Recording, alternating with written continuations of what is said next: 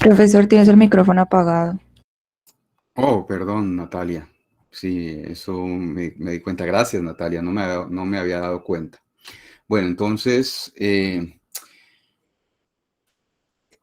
tema para el examen que viene, pues va a ser interacción spin-órbita del capítulo átomo de hidrógeno y lo que sigue, que sería átomos multielectrónicos y moléculas diatómicas, que es hasta donde creo yo vamos a poder llegar.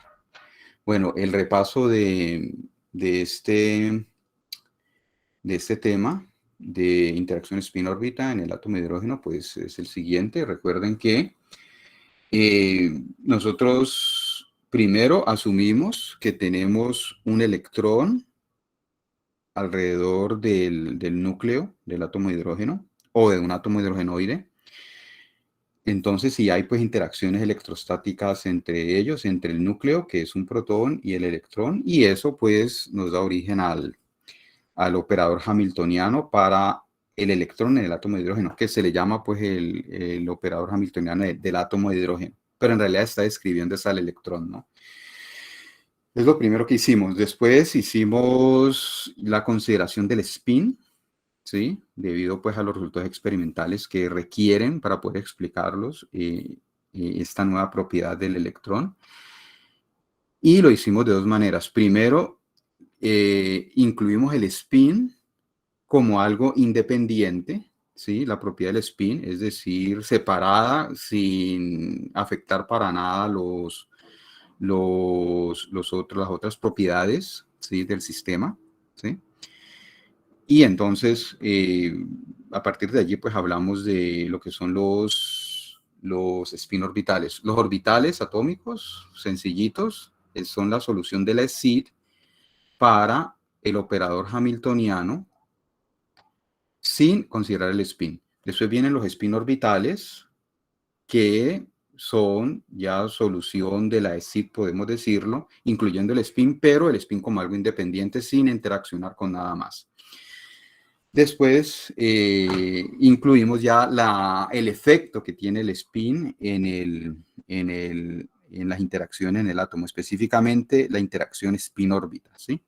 Entonces, para ello se agrega un nuevo término, el término del operador interacción spin-órbita. Las interacciones uno las suele escribir o representar con la letra B mayúscula, pero por cuestión de notación se cambia la letra B con la letra H y el gorrito para indicar que es el operador hamiltoniano debido a la interacción, perdón, el operador de interacción spin-órbita, ¿no? Se pone de esa manera, es cuestión de notación, ¿no? Entonces aquí tenemos ya el operador hamiltoniano, incluyendo interacción spin-órbita, que por supuesto hay que resolver la SID correspondiente y eso nos da entonces las funciones de onda, que no son ya spin orbitales, ¿no? Son funciones de onda diferentes y van a tener energías diferentes, no las mismas energías que teníamos antes de incluir interacción spin-órbita, aunque la diferencia en energía es muy pequeña en realidad. No es muy grande en realidad esa diferencia de energía comparando estos valores de energía con los valores anteriores, ¿sí? Sin embargo, con un espectro de líneas es posible notar esa diferencia, ¿sí? Eso se da en términos del desdoblamiento de líneas que yo les mencionaba. Bueno, entonces, para poder hacer ya este tratamiento con interacción spin-órbita, ya definimos el momento angular total del átomo, que sería el momento angular orbital y el de spin, la suma de ambos, ¿no? Pues tiene esta cantidad o esto observable, pues tiene cantidades asociadas, ¿sí? Números cuánticos asociados, ¿sí? Como lo vimos acá, ¿sí? Que siguen unas fórmulas que son muy parecidas a las fórmulas del momento angular orbital, ¿no? ¿Sí? Como ustedes ven, ¿sí? Bueno, y también mencionamos que estas funciones de onda solución de esta SID, del ESID con este operador hamiltoniano, pues también son funciones propias de estos otros operadores, como aquí como lo habíamos expresado en la última clase antes del examen. Bueno, también hablábamos de la notación que se utiliza cuando incluimos interacción spin-órbita, ¿sí? O cuando incluimos el spin en realidad, ¿no?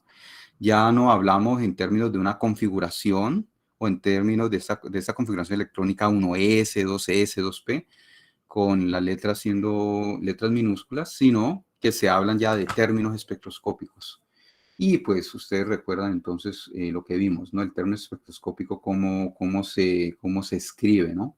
Para una configuración dada, ¿no? Entonces, se requiere algo que llama la multiplicidad, ¿sí?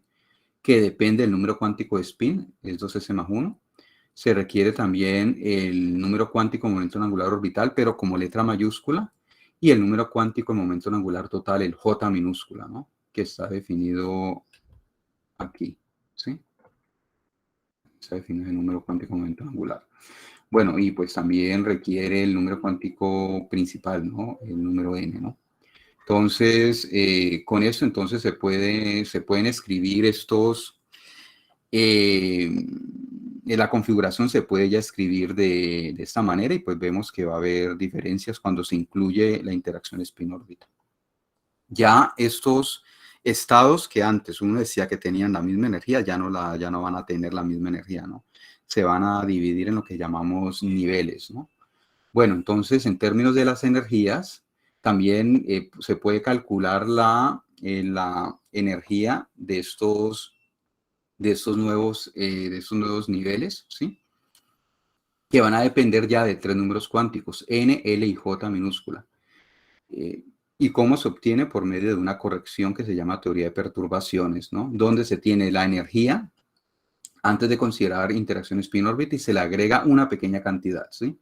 Con esta fórmula de aquí. Ya en el taller que viene les voy a dejar que ustedes reemplacen valores y obtengan estas diferencias de energía, ¿sí? Entonces, de esa manera, entonces ustedes pueden calcular ya las energías de estos nuevos niveles, que como ven ya no dependen solamente de n, sino que dependen de l y dependen de j. Y se traduce en esta pequeña corrección.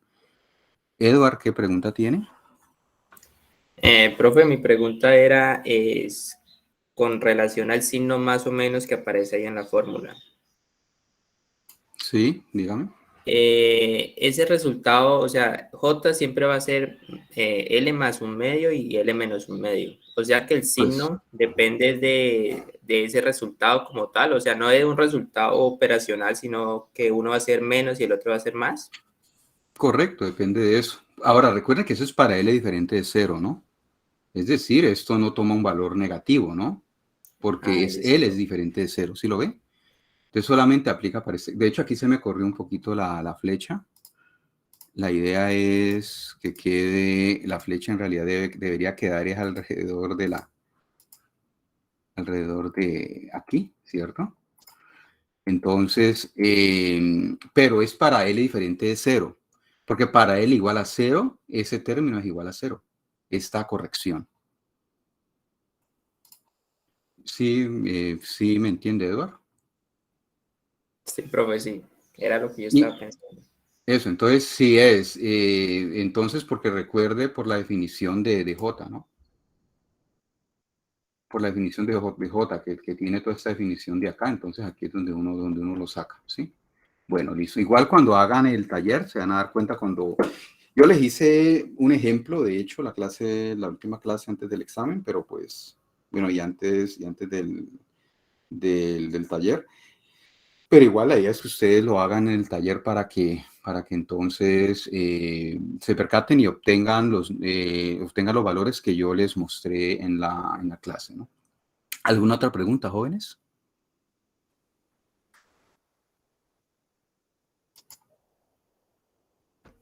Bueno, entonces por último es algo que deben recordar ustedes. Entonces, ¿cuál es la terminología que se utiliza para clasificar estos estados o estos niveles que tenemos, ¿no? Entonces, hay una terminología muy específica, ¿no?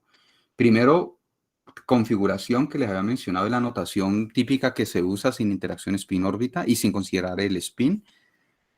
Por ejemplo, 1S minúscula o 2S minúscula, 2P minúscula, eso se llama configuración, ¿no?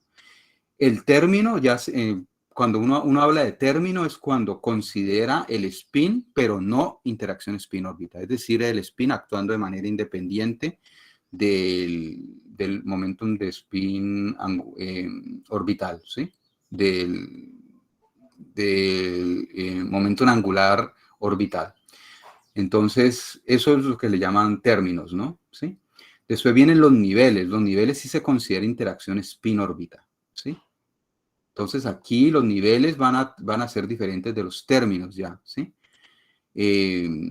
Porque ya van a haber separaciones dependiendo del valor de J. Y por último, los estados. Los estados es cuando uno incluye el número cuántico m sub j, ¿sí? El número cuántico asociado con la componente z, el momento angular total, ¿sí? Que son visibles o que se separan cuando uno somete el átomo hidrogenoide a un campo magnético externo, como se puede ver aquí en este gráfico. En este gráfico entonces se ve la terminología cómo trabaja, ¿no? Configuración y términos en realidad vemos que tienen la misma energía, ¿sí? Ya los niveles no, porque cuando ya incluimos interacción spin-órbita va a haber una separación de estos niveles, ¿sí? Antes de interacción spin-órbita nosotros decíamos que aquí eran los niveles en realidad, no antes. Pero ya con interacción spin-órbita los niveles ya no son aquí, sino que son acá. Y por último, los estados cuando se somete a un campo magnético externo, ¿sí? Donde ya se pueden ver entonces estos diferentes estados. Aquí, todos estos estados tienen la misma energía, si no hay campo magnético externo. Con campo magnético externo ya se van a separar, ¿sí? Entonces, para que vean la diferencia ahí y tengan presente y no se confundan cuando yo les hable de un nivel, ya saben qué significa, cuando les hable de un estado, cuando les hable de un término, cuando les hable de una configuración, ¿no? Esto mismo se va a utilizar para átomos multielectrónicos, entonces les debe quedar, lo deben tener presente desde ahora. Bueno, este pues fue el resumen que hice del spin electrónico, ¿no? Para que ustedes se den cuenta cómo es que en realidad se trabaja, ¿sí? En el modelo que trabajamos, el spin no sale de manera natural, se impone, ¿sí? En la mecánica cuántica relativista no hay spin, pero se sabe, hay evidencia experimental de que el spin existe, entonces se impone, ¿sí? Y se trabaja común y corriente, resolviendo la ESID y todo asociada, ¿no? Incluyendo interacción spin-órbita, todo esto, ¿no? Como les decía, la diferencia es que vamos a tener niveles de energía ya con energías levemente diferentes, ¿sí? Que, como les dije, para poder medir esas diferencias de energía se requiere ya espectroscopía de alta resolución, ya no sería de un espectrómetro de prisma de baja resolución, no es suficiente, se requiere ya algo mucho más sofisticado. Entonces, pero igual se puede dar cuenta de esos resultados y los resultados pues son muy buenos, de hecho, imponiendo el spin, ¿no? No es necesario irse a la mecánica cuántica relativista para uno poder dar cuenta de los resultados experimentales. Con eso es suficiente, sobre todo para la mayoría de los químicos, ¿no? Hay situaciones, yo les mencionaba, donde esto no es suficiente y sí se requiere trabajar no con la ESID, sino trabajar con la ecuación correspondiente cuanto relativista, que es la ecuación de Dirac, ¿no? Entonces, y de hecho hay una rama de la química computacional, donde trabajan química computacional relativista y trabajan la ecuación de Dirac para obtener resultados. No tanto para el átomo de hidrógeno o átomos hidrogenoides, es para átomos muy pesados, como átomos de uranio, por ejemplo, donde los efectos relativistas se notan bastante. Bueno, hasta aquí, ¿alguna pregunta?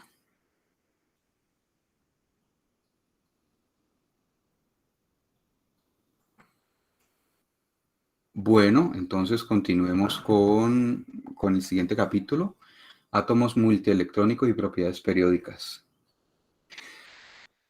¿Qué busco con este capítulo, no? Primero, ustedes ya tienen una serie de conceptos y terminología que han aprendido a partir de átomos hidrogenoides, ¿sí?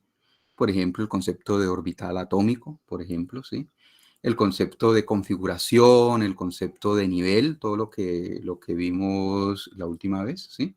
Entonces, la idea es extender esos conceptos cuando tenemos átomos de más de un electrón, por ejemplo, del átomo de helio en adelante, ¿no? No helio ionizado, sino helio en adelante, ¿no? Entonces vamos a ver cómo el concepto de orbital lo vamos a poder utilizar también, de orbital atómico lo vamos a poder utilizar también, y de spin orbital, de hecho, en átomos multielectrónicos, pero va a haber cambios, por supuesto, ¿no? Porque para átomos multielectrónicos usted no puede resolver la SID exactamente, ¿sí?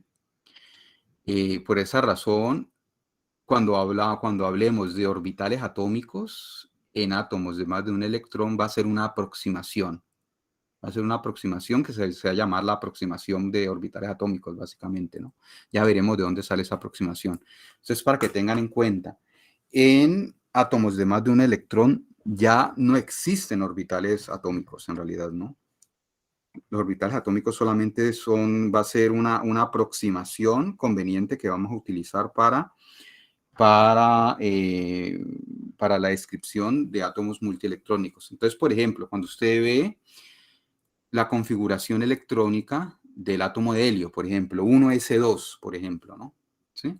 Que entonces uno dice, en esa configuración electrónica, entonces, ¿qué es la configuración electrónica del estado fundamental? Entonces tenemos los dos electrones del átomo de helio, cada uno está descrito por un orbital 1s, eso es lo que uno dice, ¿no? En la configuración, en esa notación.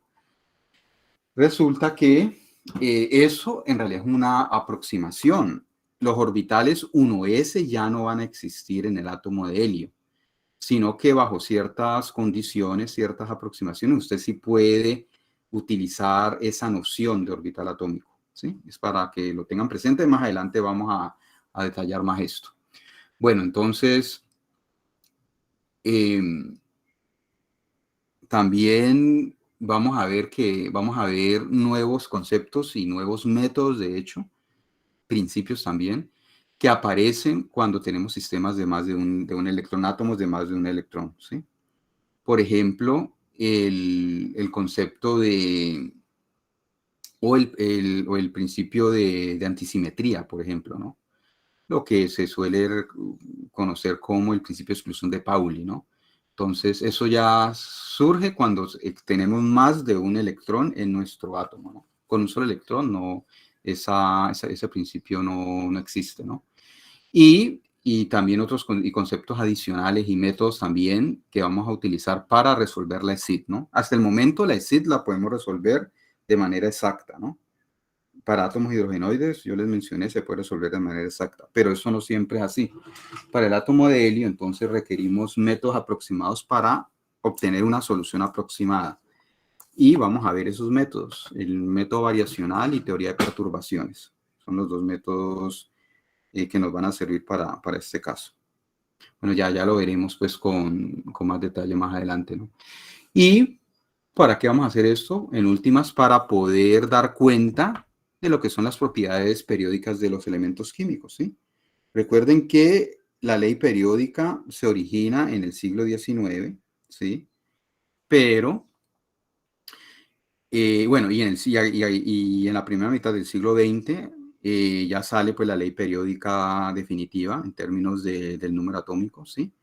Y entonces se ve una organización de algunas propiedades de los elementos, ¿sí? Entonces vamos a ver cómo es algunas de esas propiedades, no todas, ¿sí?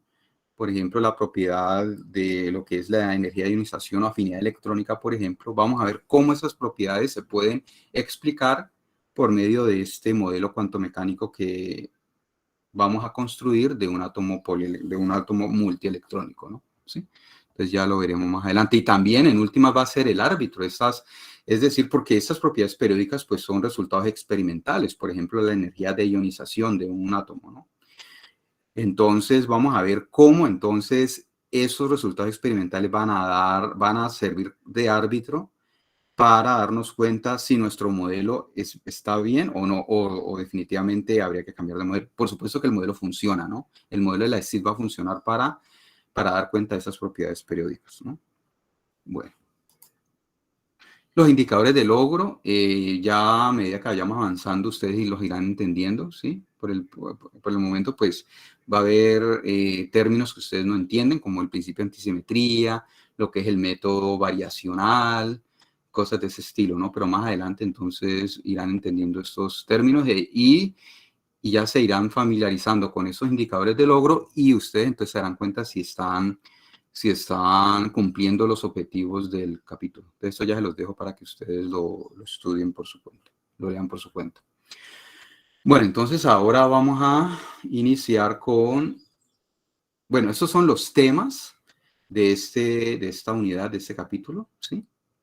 Son 5 temas: principio de antisimetría, método variacional, el átomo de helio, átomos con más de 2 electrones y propiedades periódicas. Y vamos a iniciar, por supuesto, con el primer tema, el principio de antisimetría. Bueno, entonces, el principio de antisimetría va a surgir debido a que vamos a tener un sistema cuántico que va a tener partículas idénticas, ¿sí?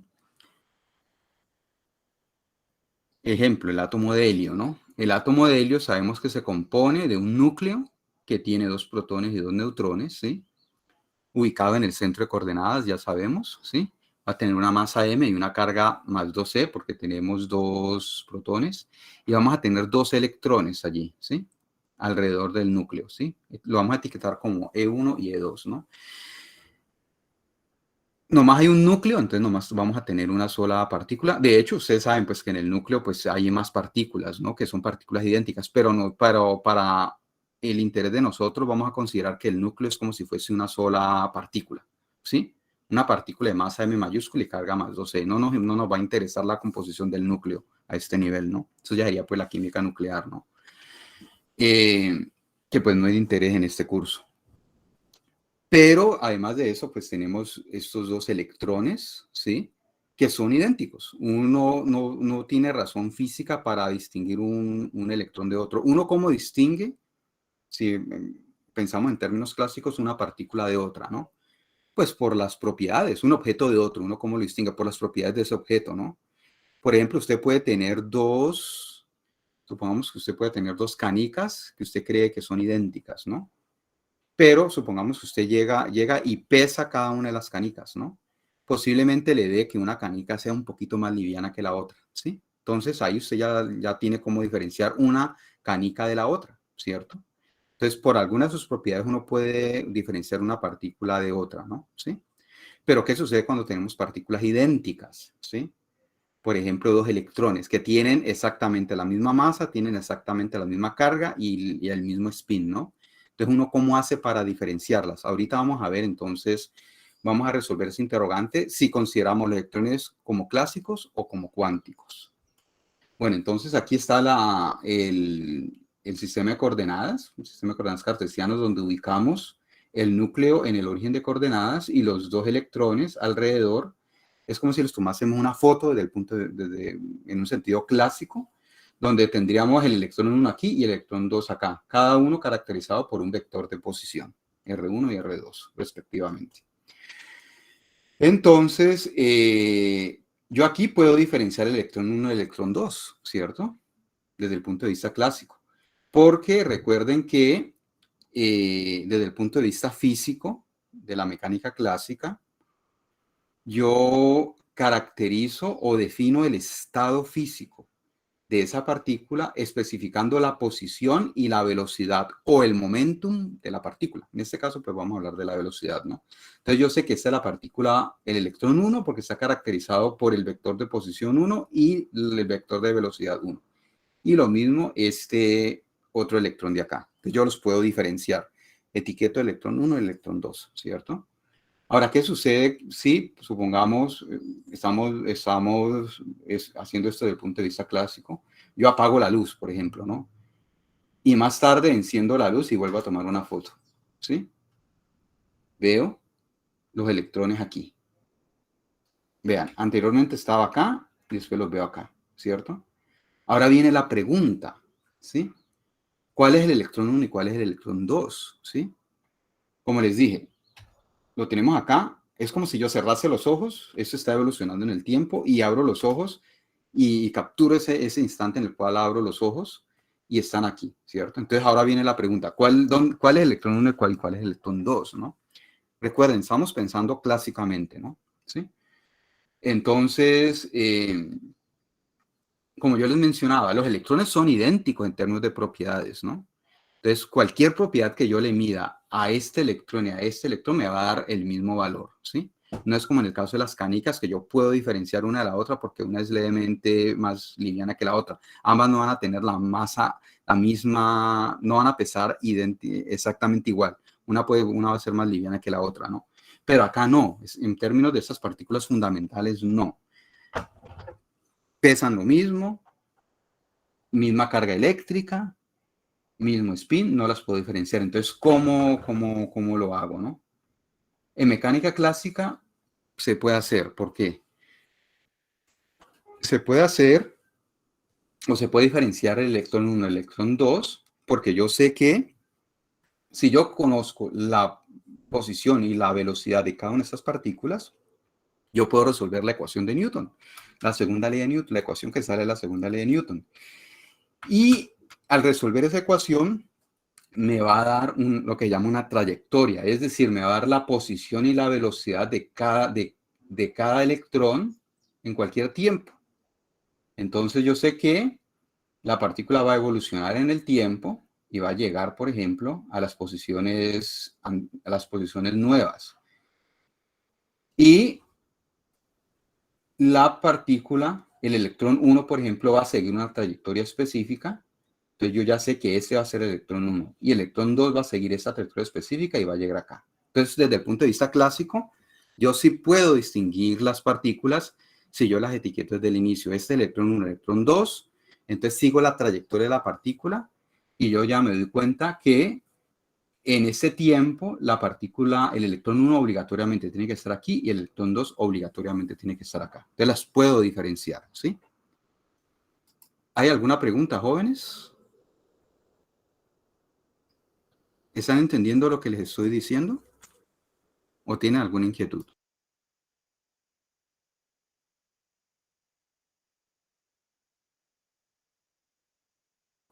Bueno, muy bien, en mecánica clásica no hay problema.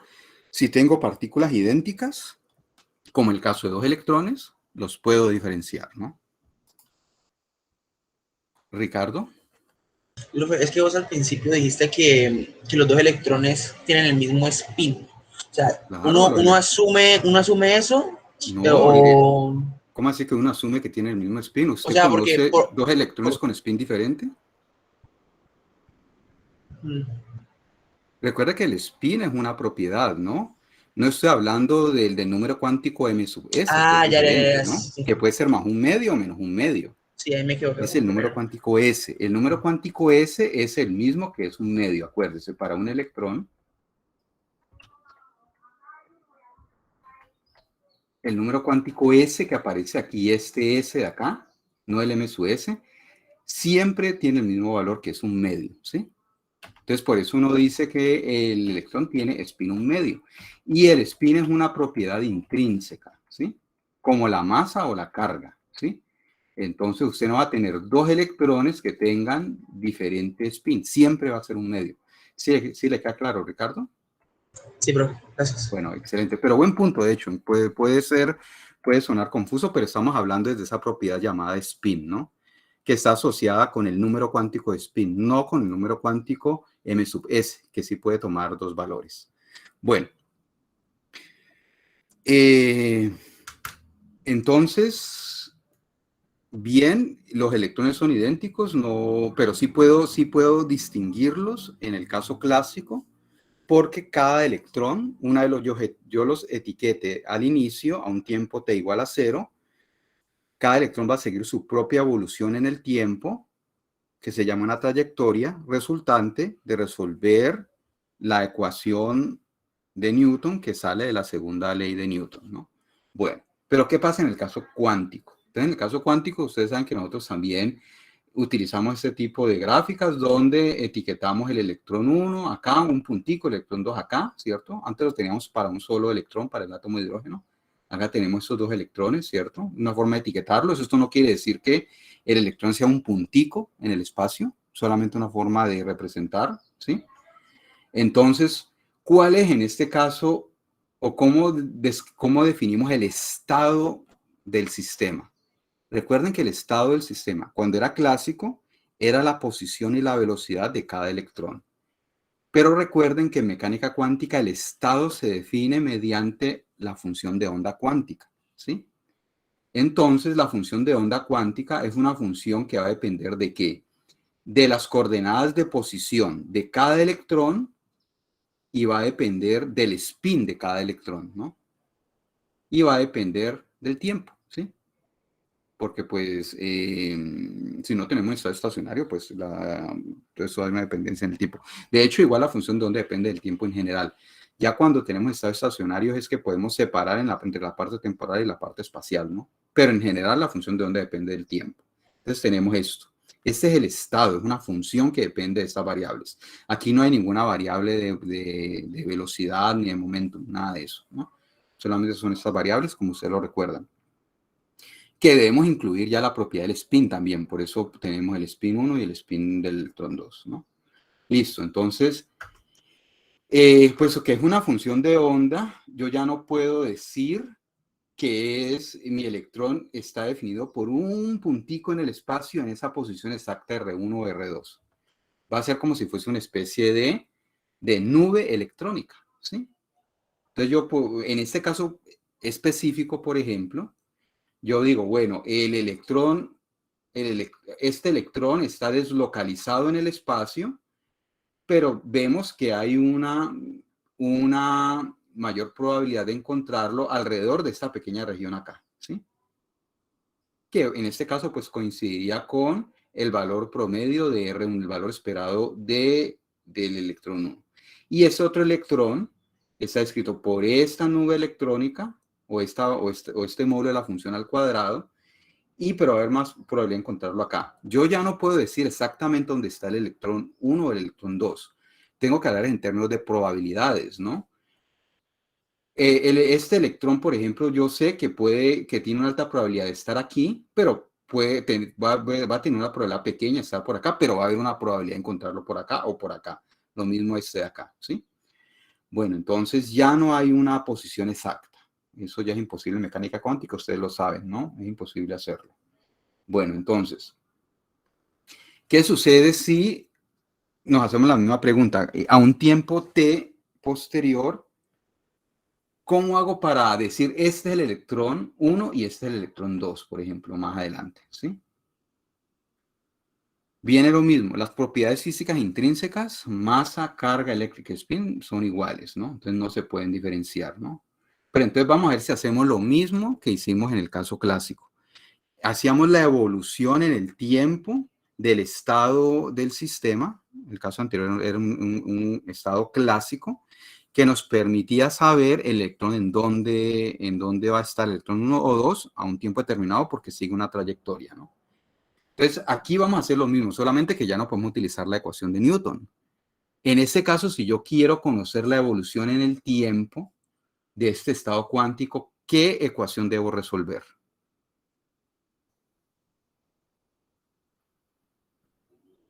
Ya no es la ecuación de Newton. ¿Cuál sería? La ES de t. Muy bien, Juan Camilo. La ecuación de Schrödinger dependiente del tiempo. Es la que yo debo resolver. Entonces, cuando yo resuelvo esa ecuación, me va a dar la función de onda a cualquier tiempo, ¿sí? Entonces, puedo tener algo de ese estilo si yo hago el seguimiento en el tiempo, por ejemplo. Listo. Eso es un tiempo t más adelante, ¿no? Entonces viene la pregunta, ¿sí? Yo puedo saber a ciencia cierta dónde está el electrón 1 y dónde está el electrón 2. Por ejemplo, recuerden que esto es una nube de densidad electrónica. Supongamos que yo me paro aquí. Aquí hay una probabilidad de encontrar a uno de los electrones, pero yo no sé si es el electrón 1 o el electrón 2 ya, porque vea que la nube electrónica se ha dispersado en todo el espacio, ¿sí? Antes lo teníamos así, ahora lo tenemos así y se ha dispersado en todo el espacio, entonces yo ya no sé si este es el electrón 1 o si por aquí tengo el electrón 2, ya no lo sé. Entonces, la mecánica cuántica, ¿qué me va a decir entonces en este caso? Que es imposible distinguir partículas idénticas cuánticas, ¿sí?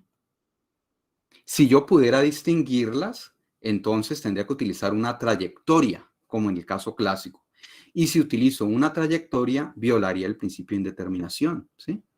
Porque una trayectoria tiene posición y momentum definidos. Yo puedo medir la posición y el momentum de la partícula a cualquier tiempo con precisión arbitraria, lo cual me lo prohíbe el principio de indeterminación de Heisenberg, que me dice que si yo mido con precisión arbitraria una de las propiedades, por ejemplo, la posición, la otra se me va a indeterminar, ¿sí? La otra ya no va a poderla medir con esa precisión, ¿sí? Entonces no puedo hacerlo en mecánica cuántica. Por principio, no puedo distinguir las partículas, no puedo diferenciar la partícula 1 de la partícula 2, cosa que sí puedo hacer en la mecánica clásica, ¿no? Y eso, por supuesto, tiene muchas implicaciones, de hecho, ¿no? Y hay que tener en cuenta esta condición, ¿no? de indistinguibilidad. Y esto a la larga pues va a dar origen al principio de exclusión de Pauli, en realidad. El principio de exclusión de Pauli va a ser un resultado de esto, en realidad, ¿no? Bueno. Entonces, aquí, bueno, igual pues nosotros seguiremos utilizando el mismo tipo de gráficos, representando la coordenada del electrón 1 de esta manera, la coordenada del electrón 2, ¿sí? Pero sabiendo que debemos diferenciar a las partículas, ¿no? Listo. Entonces, ¿cómo hacemos? Esto es un principio, ¿no? Las partículas idénticas no se pueden distinguir en mecánica cuántica. Entonces, ¿cómo imponemos ese principio en nuestro tratamiento cuantomecánico, ¿sí? Entonces, es decir, ¿cómo garantizamos que los electrones van a ser indistinguibles en nuestro tratamiento cuantomecánico? Eso lo vamos a hacer mediante un principio que se llama el principio de antisimetría, ¿sí? Entonces, es el principio que voy a introducir en este momento. Entonces, bueno, para poder introducir el principio de antisimetría, primero tenemos que hablar de un operador adicional, se llama el operador de intercambio, ¿sí? Es un operador cuantomecánico que nos va a permitir entonces, evitar distinguir partículas idénticas. Entonces, en últimas, recuerden, tenemos la función de onda cuántica, que es la que va a describir a los dos electrones en nuestro sistema, ¿sí? Entonces, tenemos que de alguna manera imponer la indistinguibilidad a esa función de onda, de tal manera que se evite con la función de onda, con la forma de la función de onda, diferenciar un electrón de otro, ¿no? Y eso entonces lo vamos a hacer mediante el principio de antisimetría. Entonces, para poder hacerlo, debemos clasificar la función de onda cuántica, que describe partículas idénticas, por ejemplo, la función de onda cuántica que describe los dos electrones del átomo de helio, ¿sí? Entonces, debemos clasificar esa función, o esa función debe ser más bien simétrica o antisimétrica, ¿sí? Dependiendo del spin de las partículas. Ese pues va a ser el principio de antisimetría, ¿no? Entonces, ¿y cómo definimos una función simétrica o antisimétrica? Para eso es que vamos a utilizar el operador de intercambio, ¿sí? Bueno, entonces, recuerden que un operador actúa sobre una función de onda, ¿no? Entonces, dependiendo de cómo actúe sobre la función de onda, entonces pues, vamos a poder clasificar la función de onda como simétrica o antisimétrica, ¿sí? Entonces, primero, ¿cómo actúa el operador de intercambio? También se le llama operador de permutación, ¿no? Lo que hace es intercambiar las posiciones y los espines de las partículas idénticas entre sí. Por ejemplo, la función de onda electrónica espacial del átomo de helio, ¿sí? Y no tenemos, aquí la parte temporal no nos interesa. Entonces, la función de onda espacial del átomo de helio pues va a depender de la coordenada de posición y del spin del electrón 1 y la coordenada de posición y del spin del electrón 2, ¿no? De manera abreviada vamos a representar esas coordenadas de posición y del spin del electrón 1 como el número 1 la posición y el spin del electrón 2 como el número 2, ¿no? Es una manera abreviada de escribir esto. Entonces, ¿cómo funciona el operador de intercambio? El operador de intercambio lo vamos a representar de esta manera, con la letra P y el gorrito para indicar que es un operador, P1,2, ¿sí? Actuando sobre la función de onda, sobre esa función de onda aquí, de esos dos electrones, ¿sí? Entonces lo que va a hacer es cambiar la posición, el spin de los electrones. Si el electrón etiquetado con este número 1 va a ser el electrón etiquetado con el número 2. Y el electrón etiquetado con el número 2 va a ser 1. Va a intercambiar la posición y el spin de dos electrones. El operador de intercambio actúa sobre dos electrones. Esos números de aquí, el 1 y 2, me está indicando cuáles son los electrones que se están intercambiando. Aquí me dice que se va a intercambiar el electrón 1 con el 2, ¿sí? Entonces, por eso es que se utiliza, lo escribimos acá. Entonces, el resultado es fácil. Intercambia la posición y el spin de cada electrón, del 1 con el 2 y el 2 con el 1. Entonces, el electrón 1, que está descrito por R1 y sigma 1, va a estar descrito ahora por R2 y sigma 2. Y el otro electrón que está descrito por R2 sigma 2 va a estar descrito por R1 y sigma 1, ¿sí? Eso es lo que significa. ¿Alguna pregunta, jóvenes, hasta aquí? ¿Están entendiendo esto? ¿O se perdieron? Profesor, lo estoy entendiendo. Ah, bueno, bien. Gracias, Diego. Bueno, entonces, si tienen alguna pregunta, por favor, la hacen. Daniel, dígame. Profe, yo tengo una inquietud, es decir, yo tengo entendido que a cada partícula se le asocia una onda estacionaria, ¿cierto? Entonces el operador viene siendo que, o sea, ¿qué sucede con las dos ondas estacionarias relacionadas con cada partícula? Bueno, lo que pasa es que usted está partiendo de una premisa equivocada, Daniel, que a cada partícula se le asigna una onda estacionaria. Ese ya no es el caso. Usted solamente tiene una onda estacionaria si tiene una sola partícula. Si usted tiene dos partículas, la onda estacionaria abarca las dos partículas, ¿sí? Es una función ya global. Usted no puede decir que esa onda general es la suma de dos ondas estacionarias, de electrón 1 y electrón 2, ¿sí? Entonces ahí es donde está la diferencia. ¿Sí me entiende, Daniel? Usted tiene que considerar la función de onda como un todo, que es de esta manera, ¿sí? Aquí yo le estoy diciendo que la función de onda total espacial sea la suma de la función de onda del electrón 1 y la función de onda del electrón 2. No lo estoy diciendo. O el producto, que también puede ser otra manera de verlo, ¿no? No. Eso es válido solamente en un modelo que se llama el modelo de electrones independientes, cuando ellos no interaccionan entre sí. Es un modelo, obviamente, que no es real, ¿no? Pero es un modelo útil, ¿no? Pero en la realidad eso no ocurre. ¿Sí me sigue, Daniel Alejandro? Sí, profe. Bueno, listo. De hecho, buen punto, de hecho, Daniel. La pregunta es buena pregunta en ese sentido, porque eso puede confundir. Uno cree que cuando uno tiene más partículas independientes o más partículas en el sistema, perdón, uno lo que hace es sumar las funciones de onda estacionarias, por ejemplo, ¿no? Entonces, pero en realidad no, la situación es más complicada, de hecho, ¿no? En este caso, pues, la suma de las funciones espaciales, ¿no? La situación es más complicada. Bueno, ¿alguna otra pregunta, jóvenes?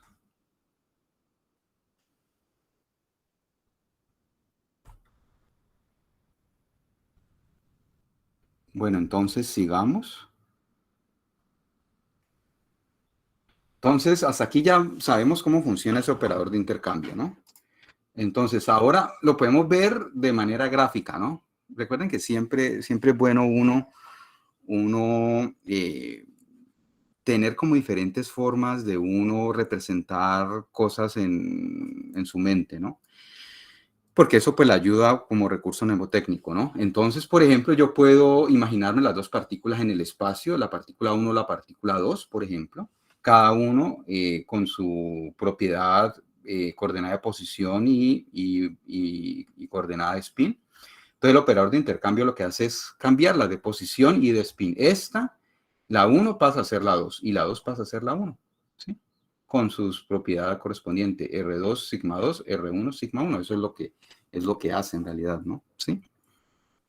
Bueno, entonces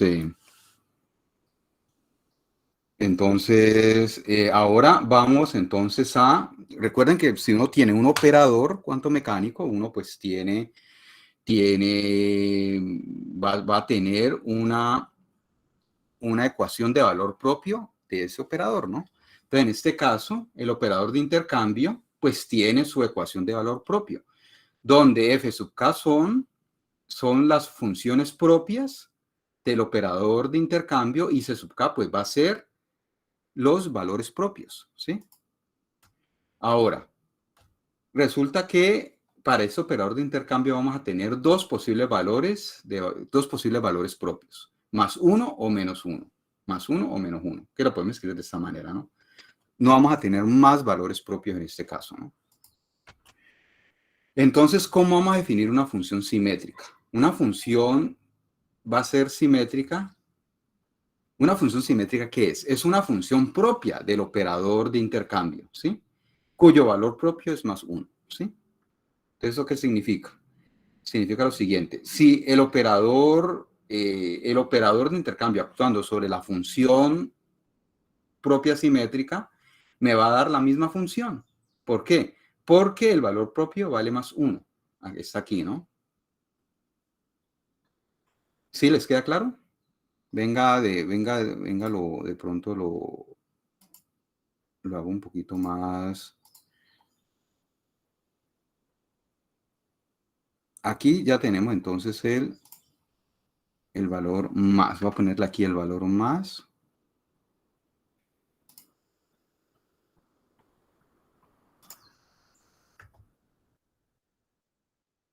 Aquí tenemos, ¿cierto? El valor más 1, entonces diría acá. Tiene valor propio más 1, ¿no? Pero a su vez yo sé cómo actúa un operador de intercambio en una función. En la función que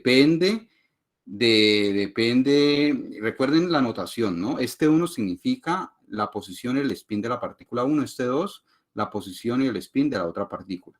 Entonces, intercambia la posición y el spin, ¿no? Es la acción del operador de intercambio. Por tanto, tenemos una igualdad acá, donde este lado acá tiene que ser igual a este. Luego, ¿cuál es la conclusión? Una función es simétrica si cuando yo tengo la función e intercambio las posiciones de las partículas y el spin me va a dar la misma función, ¿sí?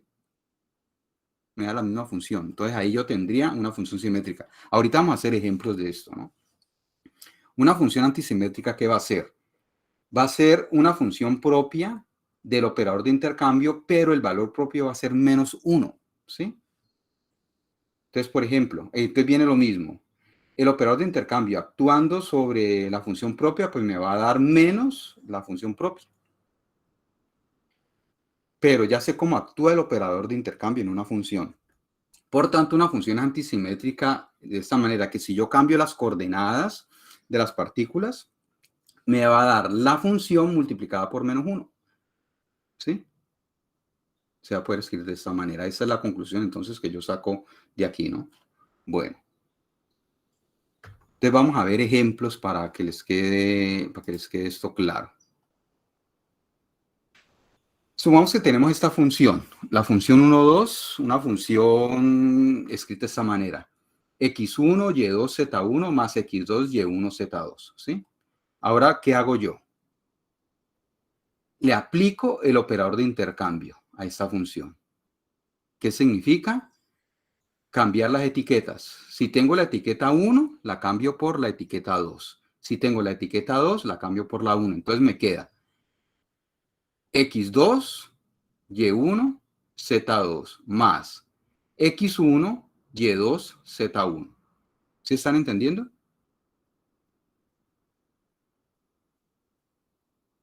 Bueno. Sí, profesor. Bueno, bien, Diego. Entonces, pero usted se pone a ver esta función que es, vea.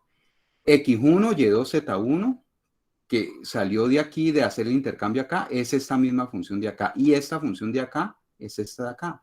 Entonces, ¿cuál es la conclusión? Que al aplicar el operador de intercambio, ¿sí?, me da la misma función 1, 2. ¿Sí lo ven? El operador de intercambio actuando sobre la función f1,2 me da la misma función f1,2. Por tanto, la función es simétrica o antisimétrica en este caso. Simétrica. Bien, excelente, Sebastián y Juan Camilo. Simétrica, ¿sí? Función simétrica con respecto al intercambio de coordenadas, ¿no? Esta de aquí. A ver, ¿qué conclusión sacan ustedes? ¿Simétrica, antisimétrica o ninguna de ellas? Porque no todas las funciones pueden ser simétricas o antisimétricas. No todas las funciones son funciones propias del operador de intercambio. Hay funciones que no son ni lo uno ni lo otro. En este caso, ¿ustedes qué opinan?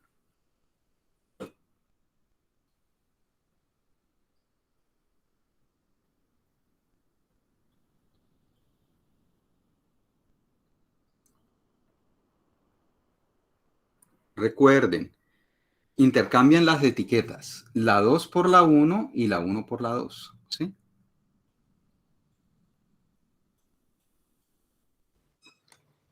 Ninguna de las dos. Diego dice ninguna de las dos. ¿Alguien le dio algo diferente? Bien, hagámoslo a ver. Hago lo que les dije, ¿sí? Y me doy cuenta que no obtengo ni la misma función, ni tampoco la función inicial multiplicada por menos 1, ¿sí? Luego, la conclusión es que es ninguna de las dos. Diego está en lo cierto. Esta función no tiene ninguna simetría con respecto al intercambio de las coordenadas, ¿no? ¿Sí? Entonces, no es ni simétrica ni antisimétrica, ¿sí? Es para que lo tengan presente. En el taller, pues les voy a dejar también ejercicios así para que ustedes se sigan familiarizando con esto, ¿no? Bueno. ¿Alguna pregunta, jóvenes, hasta aquí?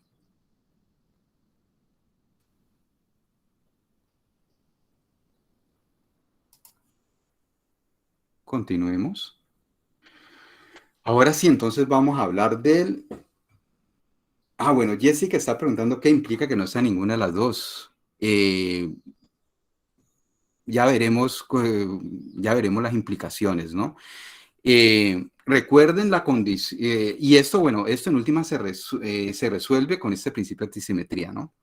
Bueno, entonces vea, principio de antisimetría, ¿qué dice? Toda función de onda cuántica, de sistemas cuánticos, por supuesto, que tengan partículas idénticas, debe ser o simétrica o antisimétrica con respecto al intercambio de dos partículas.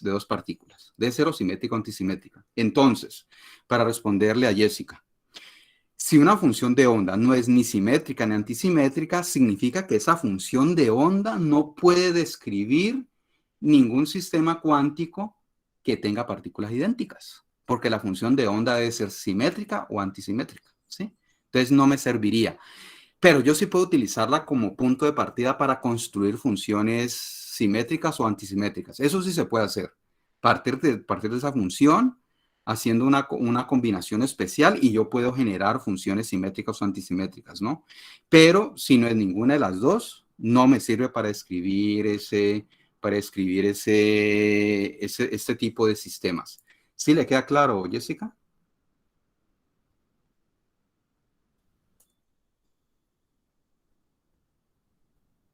Bueno, asumo que sí le quedó claro.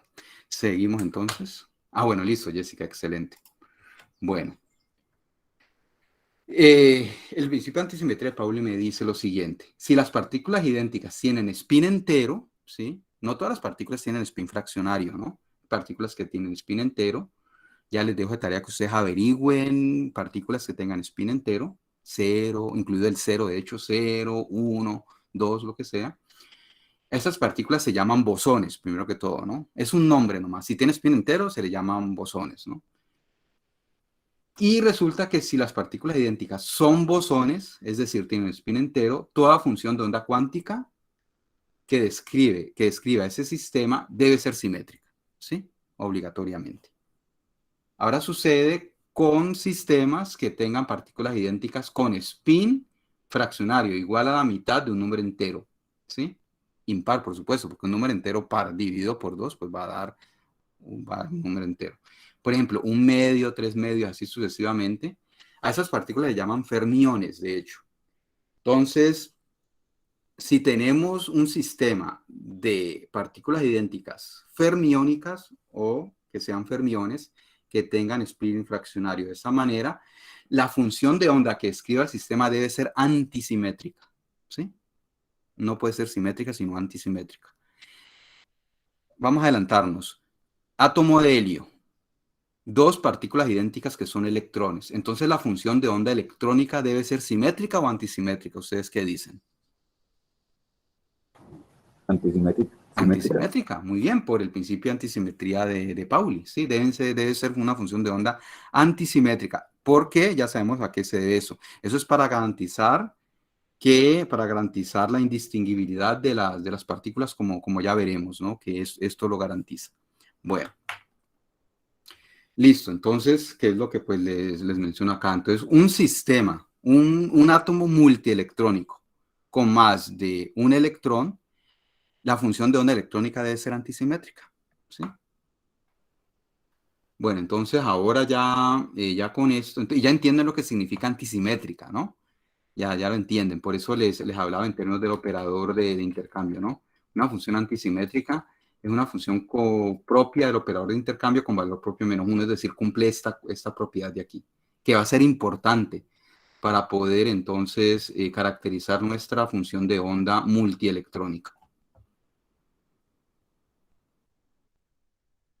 Ahora entonces vamos a entrar a lo que llama el método variacional, ¿no? Ya con esto terminamos el principio de antisimetría. Les voy a dejar entonces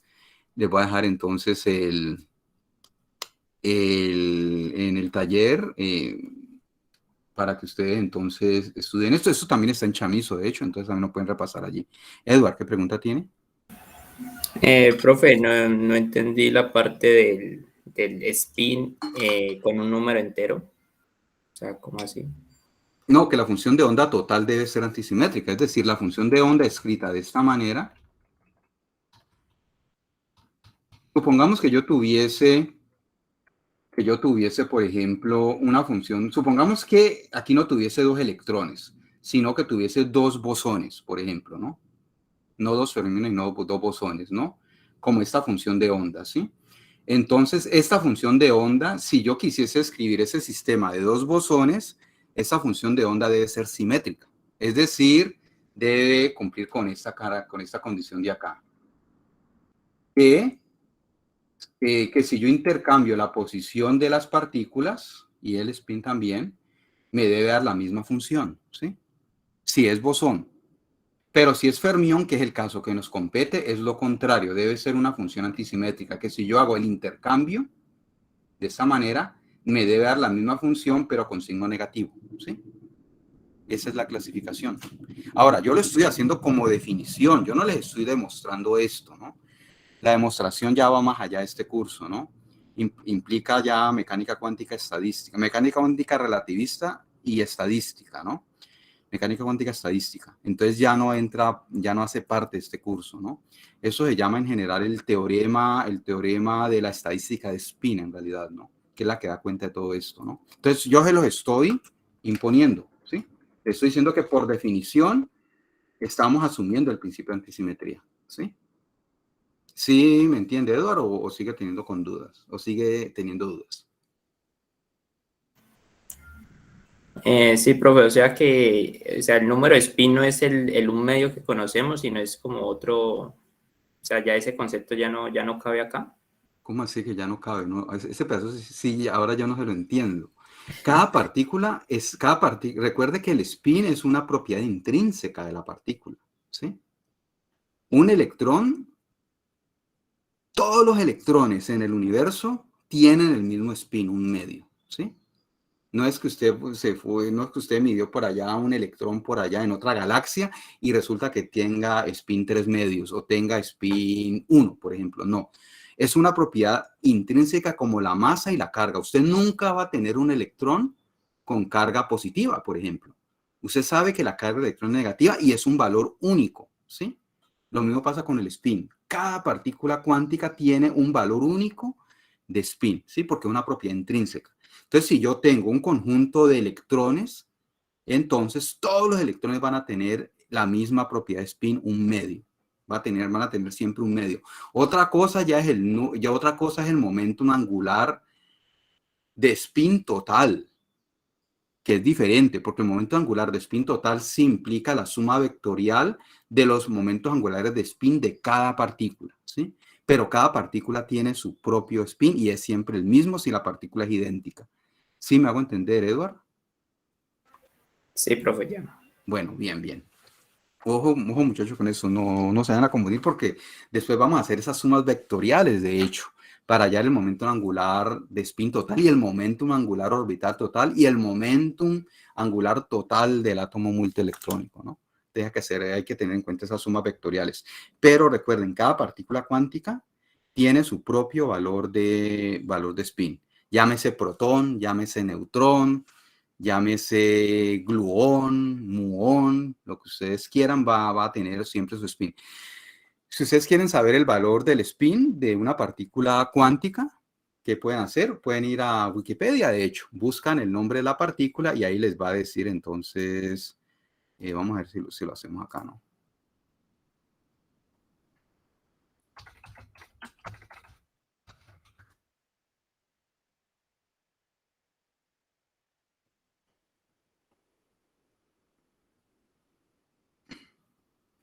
Vea, por ejemplo, acá tenemos el protón, por ejemplo, vean. Esas son las propiedades del protón, ¿no? Vamos a agrandarlo un poquito. Y vea que en las propiedades del protón está la masa, la carga eléctrica y por acá abajo está el spin, vea. El protón también tiene, un solo protón también tiene spin un medio, como el electrón, de hecho, ¿sí? Entonces, dependiendo de la partícula cuántica, ustedes pueden averiguar cuál es el spin de esa partícula, ¿sí? Esa propiedad intrínseca. Bueno. ¿Alguna otra pregunta, jóvenes?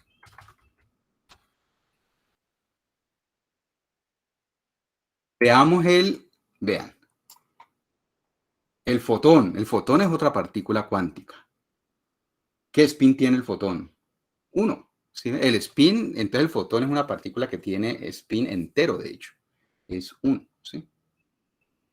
Bueno, y así sucesivamente. Las partículas que ustedes quieran, ustedes pueden averiguarlo. Bueno, ¿alguna otra pregunta, jóvenes?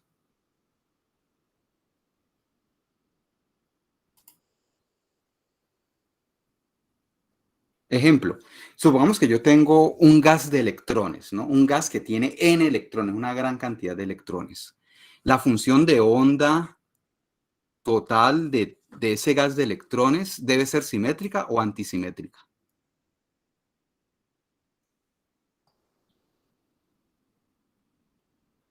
Antisimétrica. Antisimétrica, muy bien, Juan Camilo. ¿Por qué? Porque tenemos un sistema compuesto por una gran cantidad de electrones y todos los electrones son idénticos, ¿no? Tienen el mismo spin. Bueno, entonces ahorita vamos al método variacional.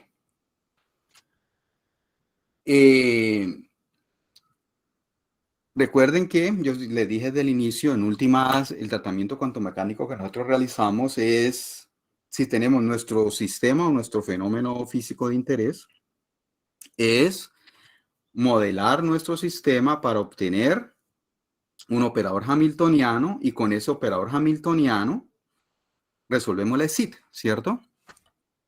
Entonces, ese va a ser siempre en este caso, ¿por qué? Porque pues vamos a tener que la energía potencial pues no depende del tiempo, entonces vamos a tener un operador hamiltoniano independiente del tiempo, por tanto, todo se reduce a resolver la SIT. Entonces, vamos a hacer lo mismo para el átomo de helio, ¿no? Ricardo. Profe, entonces, si todos los electrones tienen el mismo spin medio, entonces, ¿todos los sistemas de electrones serían entonces antisimétricos? La función de onda que describe, la función de onda electrónica de todos los átomos multielectrónicos debe ser antisimétrica, ¿sí? la función de onda total debe ser antisimétrica, electrónica, obviamente, ¿no? Porque estamos hablando de electrones, ¿no? Debe ser antisimétrica, por supuesto, eso es lo que le dice el principio de antisimetría de Pauli. Listo, profe, gracias. Que es diferente a decir que los electrones son antisimétricos. Eso no tiene sentido decir que un electrón es antisimétrico, ¿no? La antisimetría no es una propiedad no es una propiedad intrínseca de un electrón, en realidad, ¿no? Es la función de onda que describe a las partículas idénticas, ¿no? Y viene un poco la misma confusión que creo yo tenía Daniel Alejandro, ¿no? Que uno cree que le puede asignar a cada electrón, a cada partícula idéntica, en este caso cada electrón, una función de onda, ¿sí? Cuando no, en realidad la función de onda es total, describe a todos los electrones al mismo tiempo, ¿sí? No es que diga, no, yo tengo una función que describe el electrón 1, una función que describe el electrón 2, otra el electrón 3, no.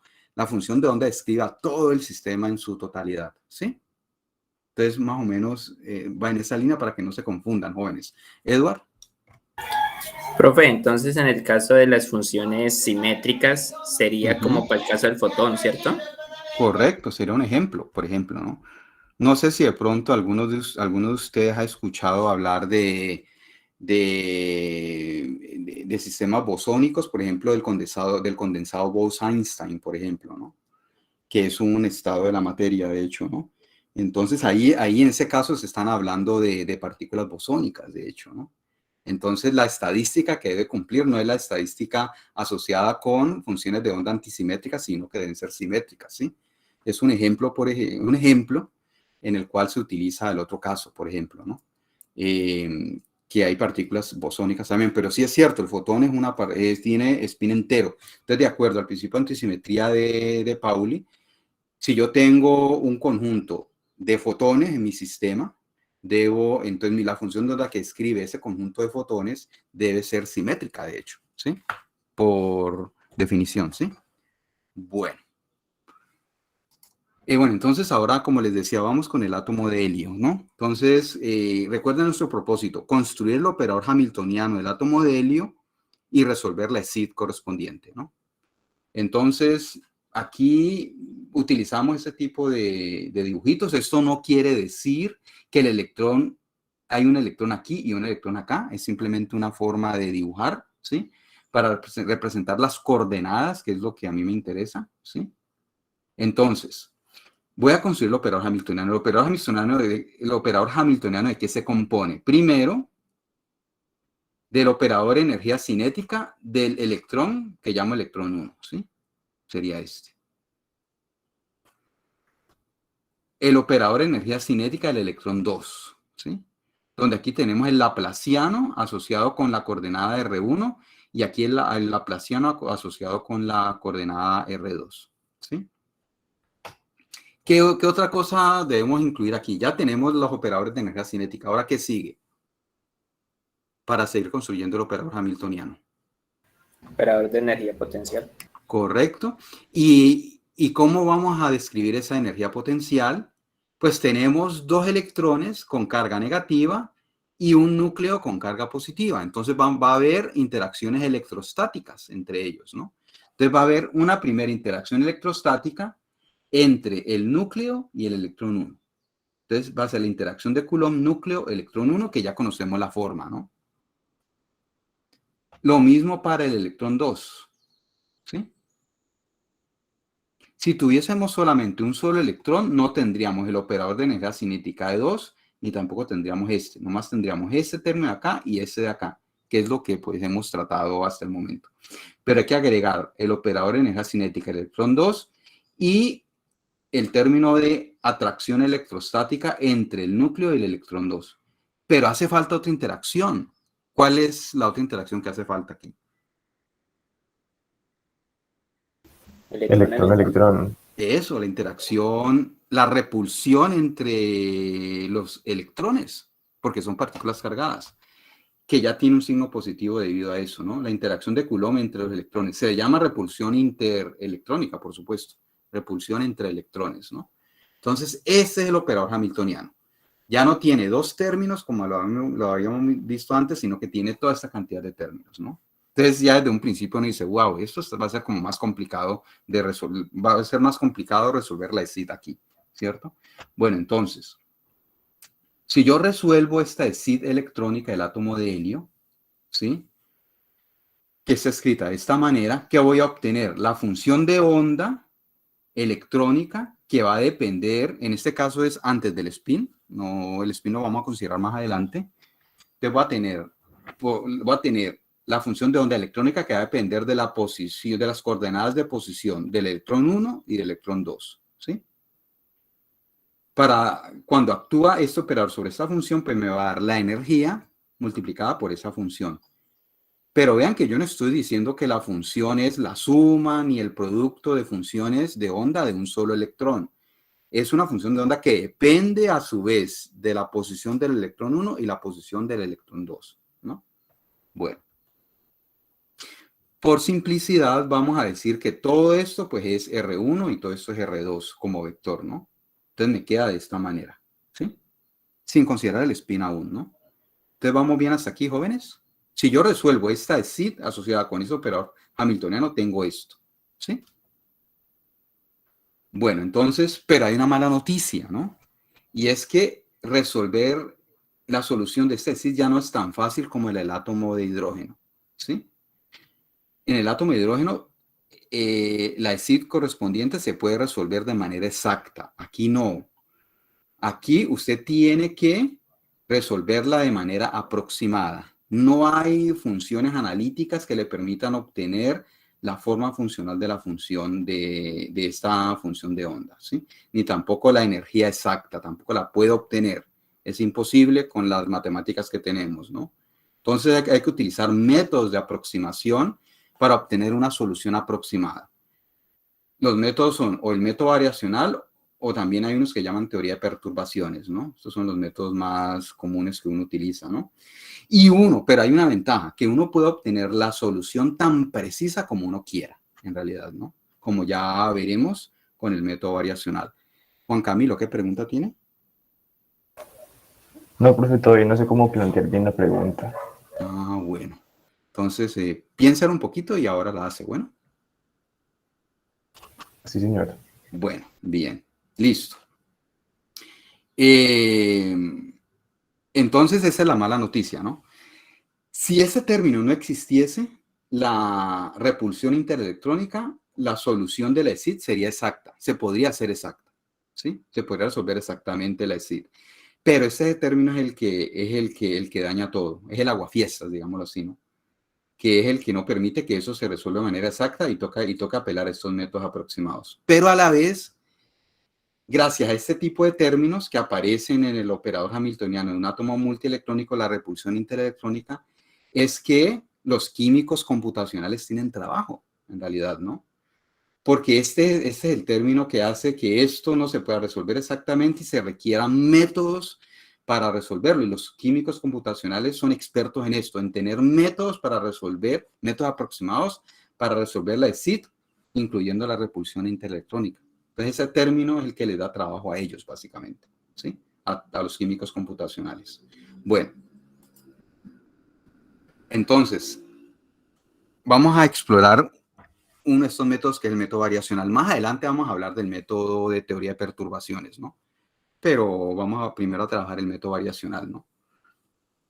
Es un método que se utiliza para obtener de manera aproximada, para resolver de manera aproximada la ESID del sistema. Es decir, para obtener la energía, ¿sí?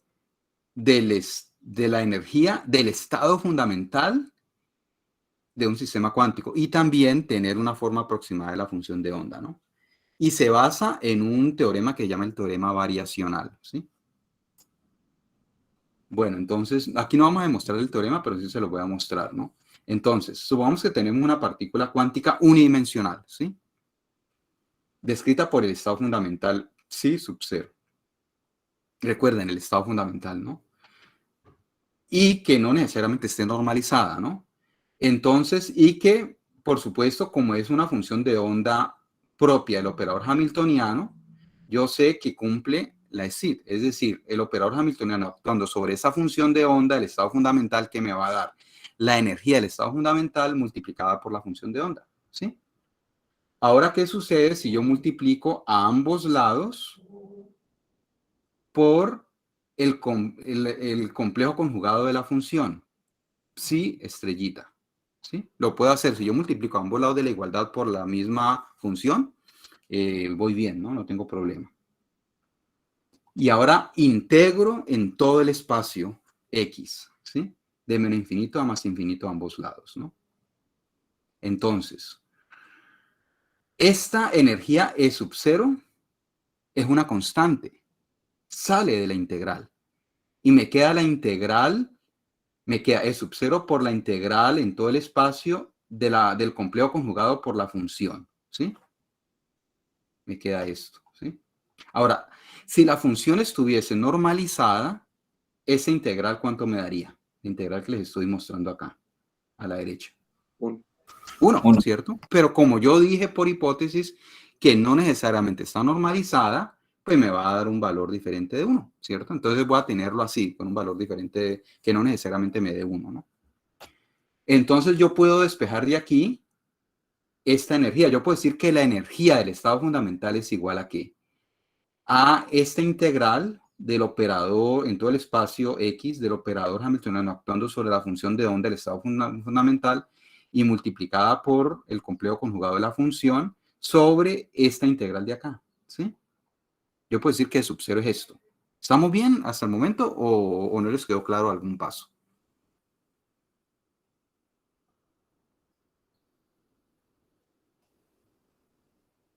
Bueno, supongo que quedamos bien, que están entendiendo hasta aquí.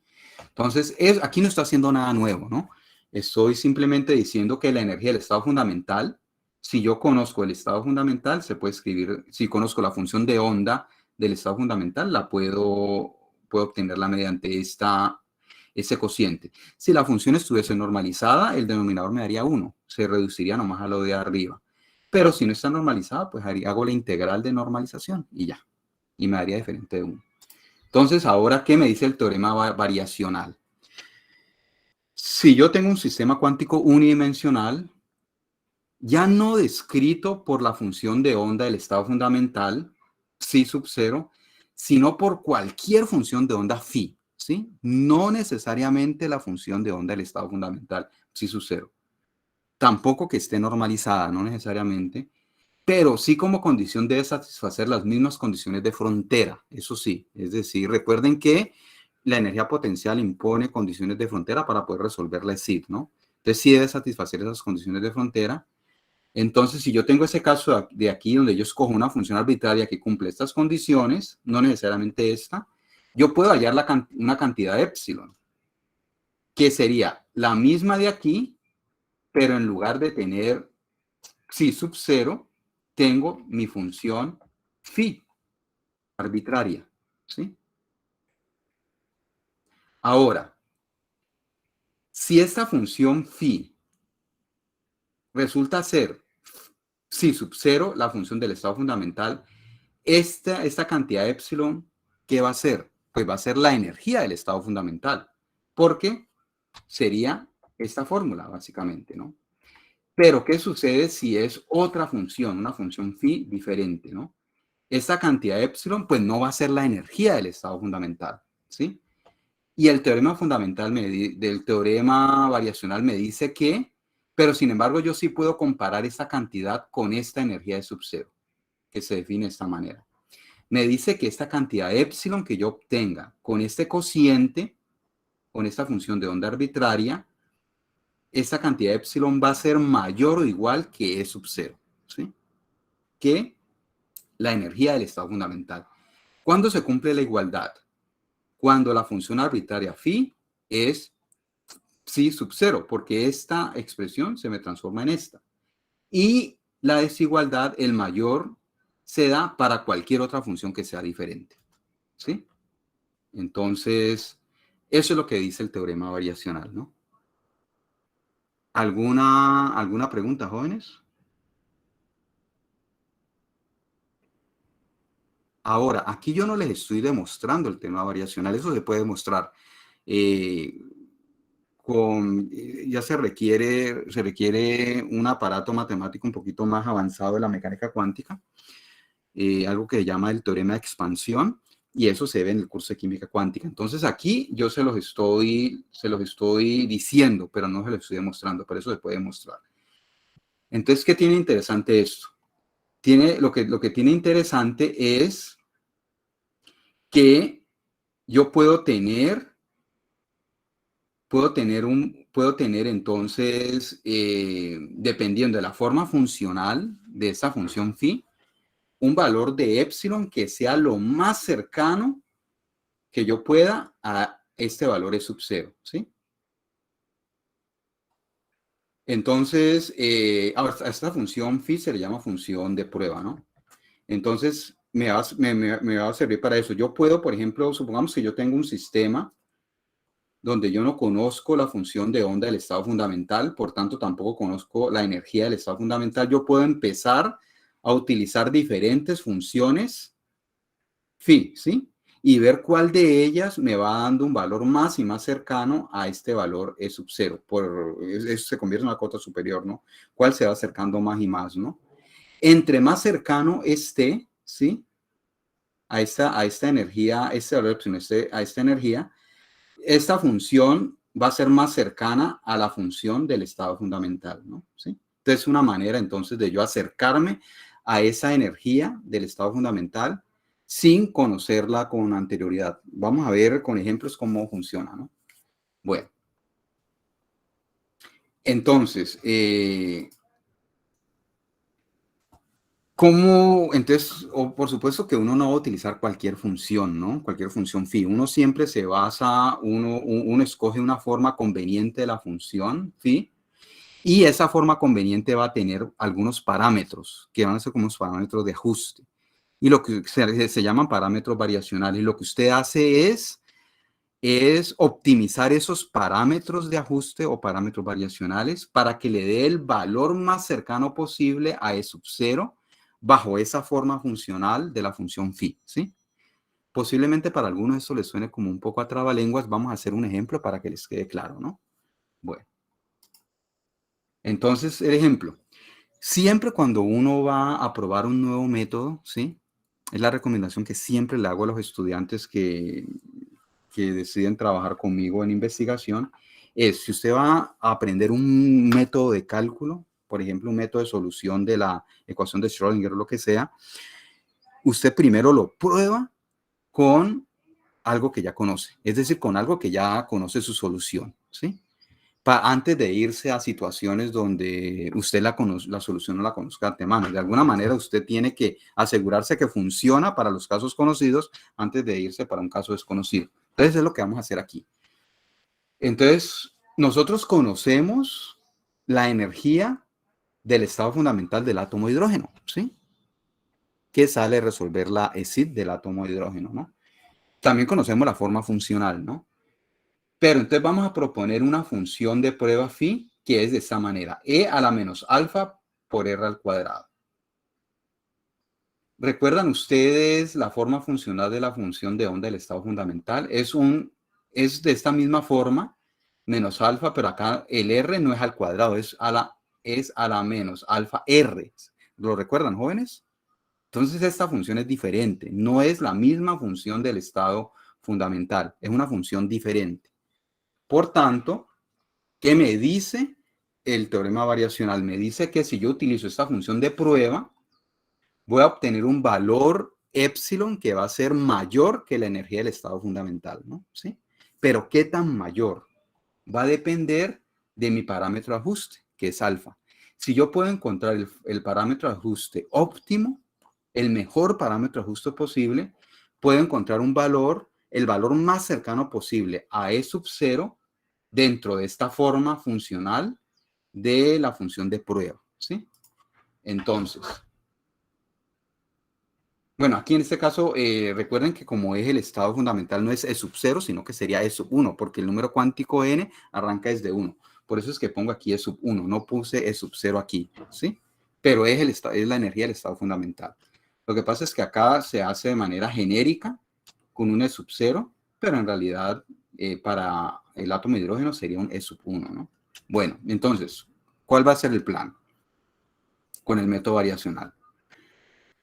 Utilizo mi función de onda de prueba, ¿sí? Y obtengo el valor, y obtengo mi cantidad epsilon, ¿sí? La cantidad epsilon que está aquí. La obtengo, ¿no? Ahora, recuerden que la función phi depende del parámetro, es una función paramétrica, depende del parámetro alfa y depende de R. Yo como integro con respecto a R, este de tau aquí es una forma abreviada de escribir el elemento de volumen, porque es que primero yo lo hice para una sola coordenada X, ¿no? Pero recuerden que las funciones de onda son funciones espaciales, dependen de X, de Y, de Z, ¿no? Entonces, para estar evitando escribir el elemento de volumen de X, de Y, de Z, o si yo trabajo en coordenadas esféricas polares, LR cuadrado por seno teta, toda esa cantidad, yo escribo un de tau. El de tau es todo el elemento de volumen, ¿no? Entonces, es una forma abreviada de escribirlo, ¿no? Para el caso unidimensional, de tau es de X. Para el caso tridimensional, de tau sería de X, de Y, de Z, o el correspondiente elemento de volumen si yo trabajo en coordenadas esféricas polares, ¿no? Entonces, es cuestión de notación. Entonces, acá viene lo mismo. Yo tengo esto que es mi elemento de volumen. Yo tengo mi función de onda que es una función radial, ¿sí? Hago que el operador hamiltoniano de mi átomo de hidrógeno actúe sobre esta función de onda y después multiplico por el complejo conjugado de la función y hago la integral en todo el espacio, en todo el volumen, en todo el espacio tridimensional. Hago también la integral en el denominador y calculo epsilon, ¿no? Listo. Pero recuerden, al yo hacer la integración con respecto a las coordenadas espaciales, se va la coordenada R, pero me queda el parámetro alfa. Entonces, epsilon va a depender de ese parámetro alfa en últimas, ¿sí? Ahora, ¿yo qué hago? Recuerden que yo quiero hallar el mejor valor posible de alfa que me dé la energía más cercana a E1 en este caso. Entonces, es un problema de derivadas. Derivo epsilon con respecto a alfa e igualo a 0. Y ese me va a dar el valor, ese que me va a dar el valor de alfa tal que epsilon me dé un valor mínimo, que es el que yo estoy buscando. Entonces hago la derivada con respecto a alfa. Por supuesto que ustedes saben que una derivada con respecto a una cantidad, con respecto a una variable, pues puede dar también igual a 0, me puede dar un valor máximo, ¿no?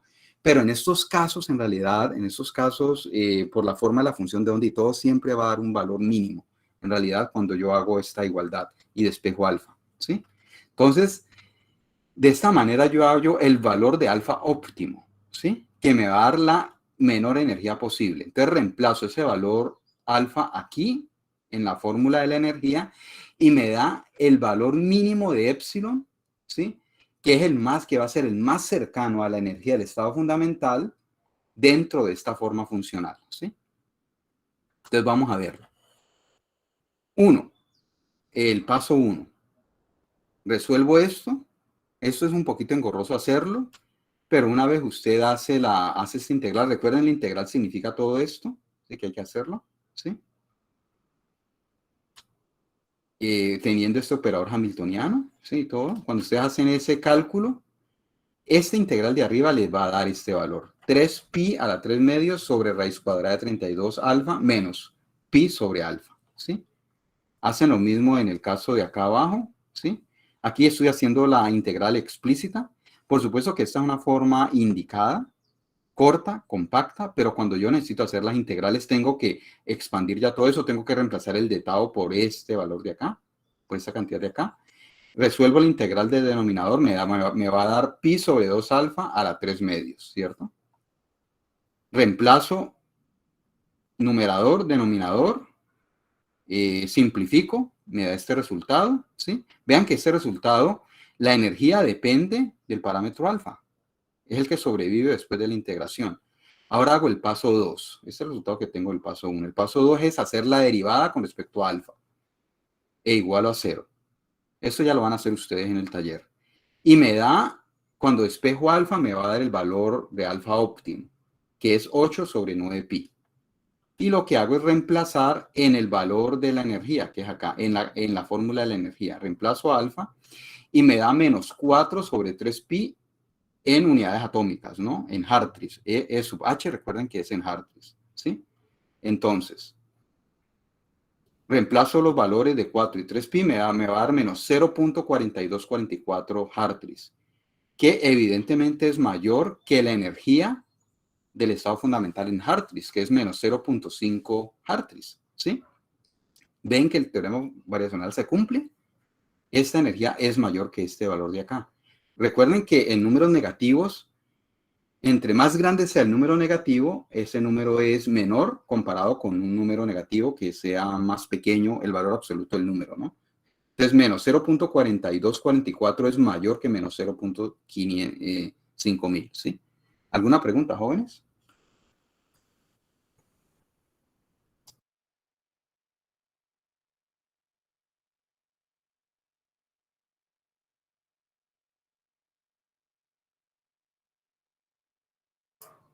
Bueno,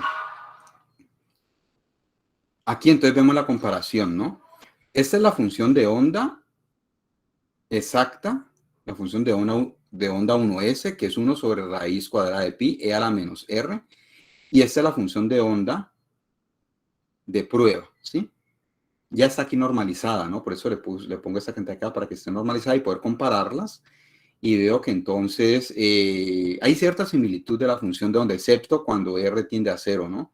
Que aquí tiende a un pico y acá en cambio tiende a ese valor suave de acá. Porque esto es, recuerden que esta es la forma de una campanita de Gauss, que es de la forma menos r cuadrado, ¿no? Y esta es de la forma e a la menos r, ¿no? Y nos da entonces un valor cercano. Ahora les hago una pregunta, a ver si entendieron.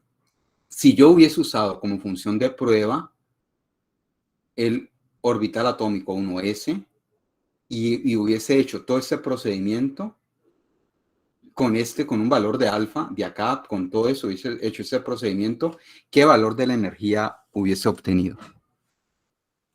Si la función de prueba hubiese sido esta, por ejemplo. ¿No sería la misma energía del estado E sub 1? Correcto, hubiera obtenido S1, hubiera obtenido la igualdad, ¿no? Si la función phi de prueba es la misma función del estado fundamental, pues va a obtener con este procedimiento la misma energía del estado fundamental. Si es una función diferente, apropiada, recuerden, con las mismas condiciones de frontera y todo, voy a obtener un valor de epsilon que es mayor que E sub 1, ¿sí? Como en el caso que vimos acá, ¿sí? ¿Sí les queda claro o tienen alguna pregunta? Profe, entonces ahí en la parte 3, al ladito, ¿sería un mayor o igual? No, aquí es un mayor, porque menos 0.42 es mayor que menos 0.500. No, pero si cogiéramos el valor de Ah, prueba, correcto, tiene razón. Sí, tiene razón, Juan Camilo. Si yo aquí hubiese escogido e a la menos alfa r, que hubiese sido esa función, e a la menos alfa r, hubiese obtenido el mismo valor E sub 1, es decir, menos 0.5000 Hartree. Hubiese sido el mismo valor, sería una igualdad, correcto, Juan Camilo. ¿Alguna otra pregunta?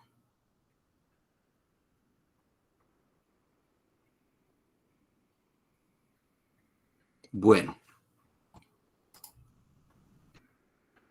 Ahora entonces, eso fue para el átomo de hidrógeno, ¿no? Pero recuerden que nuestro propósito, ¿cuál es? Es resolver la SID o más bien obtener la energía del estado fundamental, ¿sí? Para el átomo de helio, que no se puede resolver exactamente, ¿no? Entonces, para poder hacerlo, ¿sí? Necesitamos una función de prueba conveniente, ¿no? ¿Sí? ¿Cuál va a ser esa función de prueba conveniente? Va a ser una función de prueba resultante de un modelo que se llama el modelo de electrones independientes, ¿sí? Entonces, aquí tenemos nuestro operador hamiltoniano del átomo de helio en unidades atómicas. Bueno, aquí está primero en el Sistema Internacional de Medidas y aquí lo tenemos en unidades atómicas. Vean por qué la ventaja de trabajar en unidades atómicas. Nos olvidamos de todas estas constantes.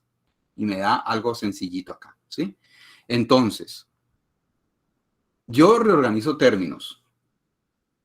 Aquí tengo el operador de energía cinética asociado con el electrón 1. Lo junto con el término de interacción de Coulomb núcleo electrón 1. Lo junto con este, y este que es interacción de Coulomb núcleo electrón 2, lo junto con el operador de energía cinética del electrón 2. Me queda de esta manera. ¿Estamos de acuerdo? Solamente reorganicé términos. Pasé este para acá y este aquí, y reorganicé y cerré en paréntesis esto, ¿no? Si yo lo tengo de esta manera, ustedes se pueden dar cuenta que esta primera cantidad entre paréntesis es el operador hamiltoniano de un átomo hidrogenoide con Z igual a 2. ¿Estamos de acuerdo?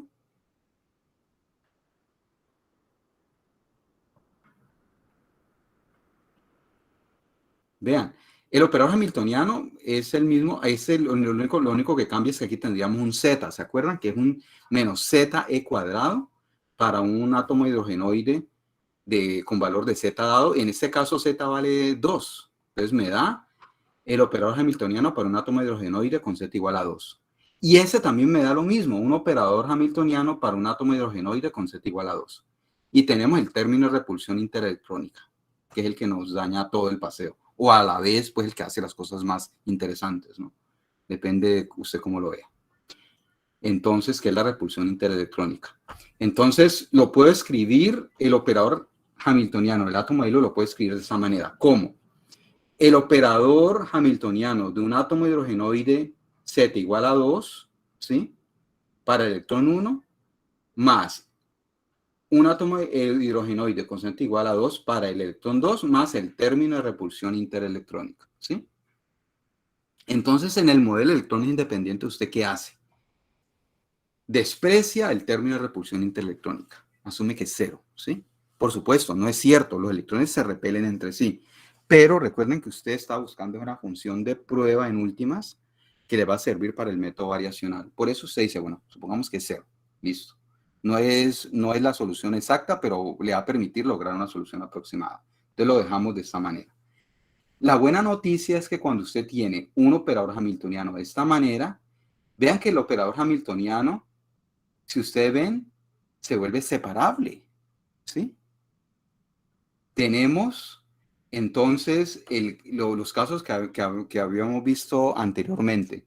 Si usted tiene una energía potencial que es separable, ¿cierto?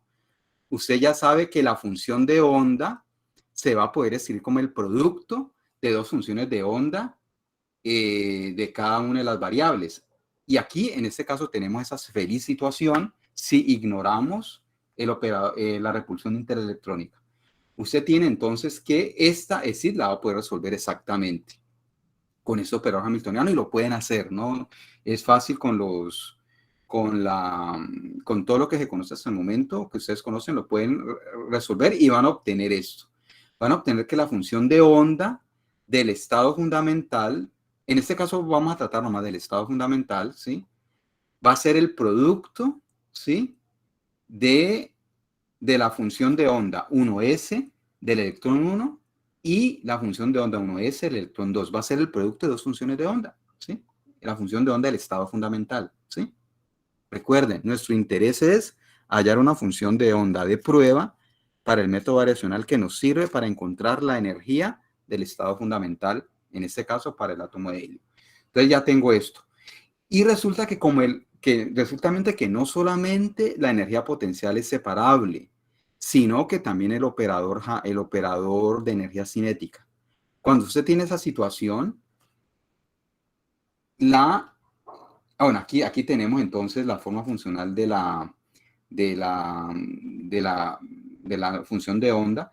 La energía va a ser la suma de las dos energías, de la energía del estado fundamental del electrón 1 y la energía del estado fundamental del electrón 2 cuando despreciamos la repulsión interelectrónica.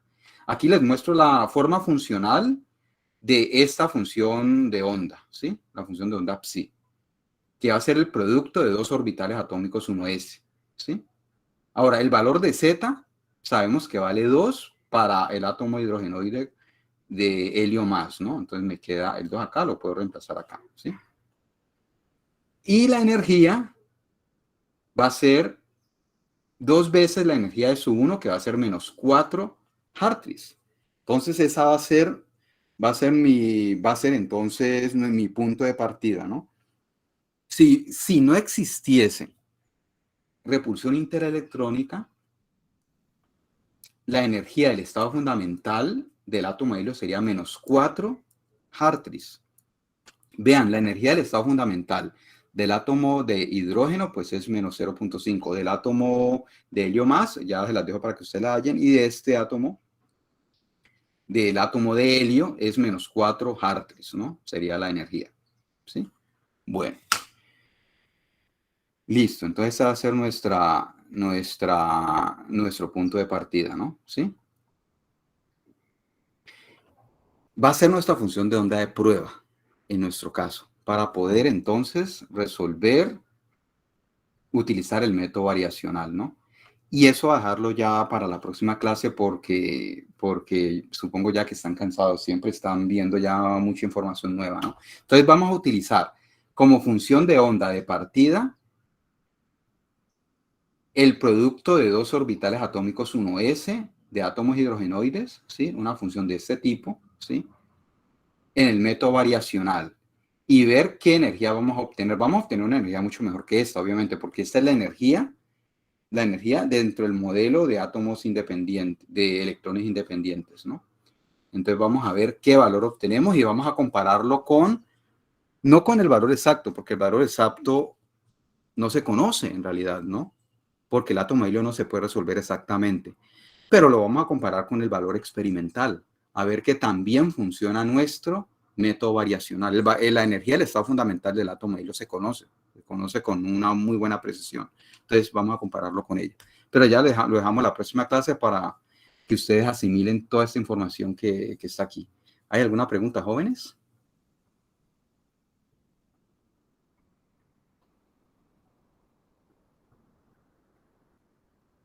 Profe, Bueno, sí, profe, dígame, Sebastián, a ver.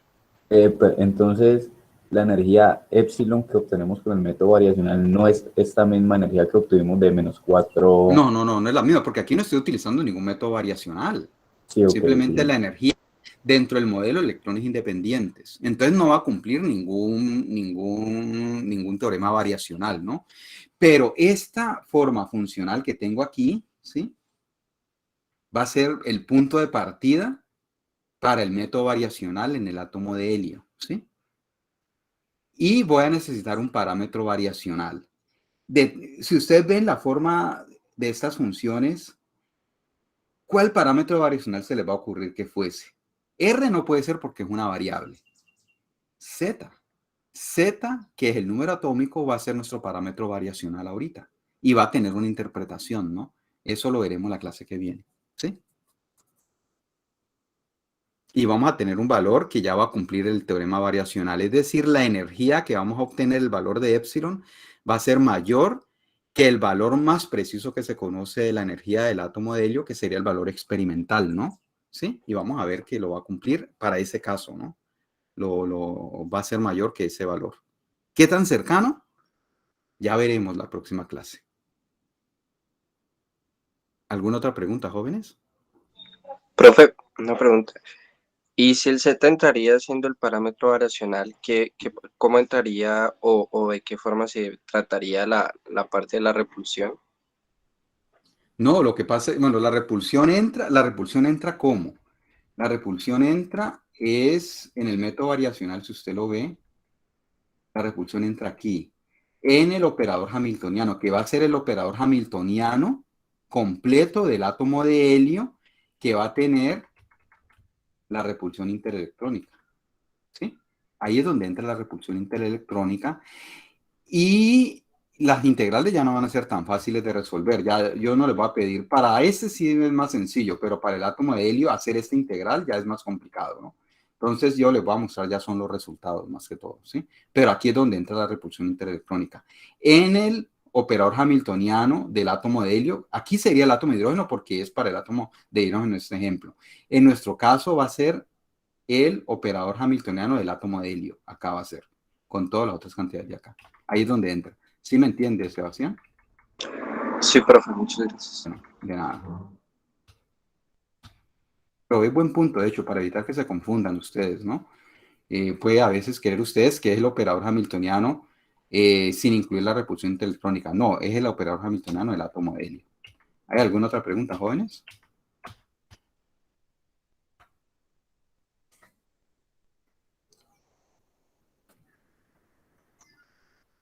Bueno, si no hay más preguntas, entonces voy a terminar la grabación.